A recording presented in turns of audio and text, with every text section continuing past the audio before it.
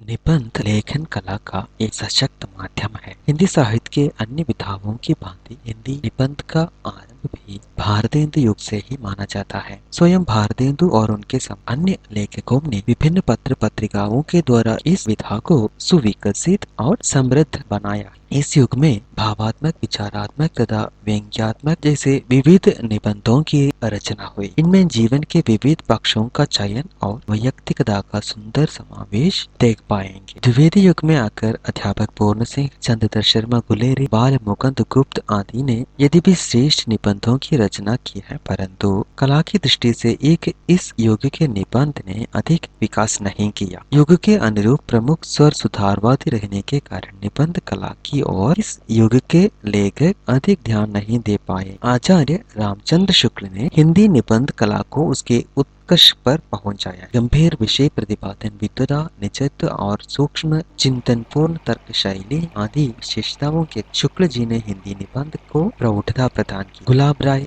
उग्र, पद्मालाल, पूनालाल बख्शी, शिव पूजन सहाय तथा शांति प्रिय द्विवेदी इस युग के प्रतिनिधि निबंधकार है। शुक्लोत्तर युग में आकर नंद दुलारे वाजपेयी, हजारी प्रसाद द्विवेदी, रामवृक्ष बेनीपुरी, डॉक्टर नागेंद्र अज्ञे आदि अनेक निबंधकारों ने शुक्ल जी की परंपरा को विकसित करते हुए साहित्य एवं आलोचना संबंधी श्रेष्ठ निबंधों की रचना की है। चिंतन की मौलिकता, आत्मपरकता के साथ साथ समीक्षात्मकता इनकी प्रमुख विशेषताओं में से है। एक बृहद आकार वाली गद्यात्मक विधा यानी उपन्यास में जीवन के विशद और विस्तृत चित्रण की अनंत संभावनाओं के कारण अत्यंत लोकप्रिय साहित्यिक विधा है। यथार्थ और कल्पना का सुंदर समावेश करने का अवकाश इस विधा को ज्यादा लोकप्रिय बनाया है। हिंदी उपन्यास का आरंभ भी भारतेंदु युग से माना जाता है, परंतु हिंदी उपन्यास कला के सही अर्थों में इसका आरंभ प्रेमचंद से ही माना जाएगा। प्रेमचंद से पूर्व सामाजिक, ऐतिहासिक, जासूसी, तिलस्मी, अय्यारी और भावना प्रधान उपन्यास लिखने वाले अनेक उपन्यासकारों के नाम गिनाए जा सकते हैं, लेकिन इन सभी का प्रमुख स्वर उपदेशात्मकता का ही रहा। कला पक्ष की उपेक्षा होती रही। पहली बार प्रेमचंद ने उपन्यासों के कला भाव पक्ष का संतुलन करते हुए उस आम आदमी के जीवन का विशद चित्रण करने वाली विधा बनाया।